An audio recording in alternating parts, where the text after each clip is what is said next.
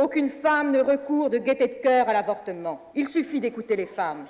C'est toujours un drame.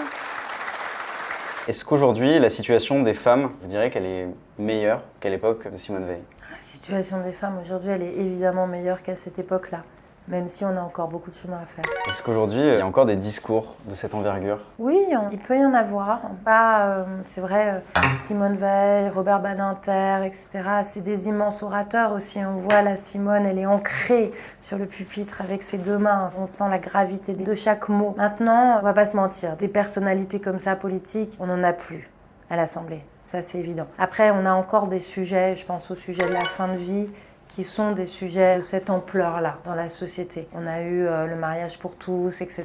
On a eu des très beaux discours. Je pense que Christiane Taubira était une oratrice hors pair, mais c'est vrai que ceux-là ont marqué parce qu'il y avait aussi, je crois, vous voyez, je vous parlais de symbiose entre qui on est, ce qu'on porte, ce qu'on dit. Des personnes comme Simone Veil, des personnes comme Robert Badinter, ils avaient cette symbiose-là. Et c'est aussi pour ça que c'est des discours qui sont puissants. C'est pas simplement le discours, c'est pas simplement le sujet, c'est la personnalité politique qui porte cela. Et on manque de ces voix-là aujourd'hui.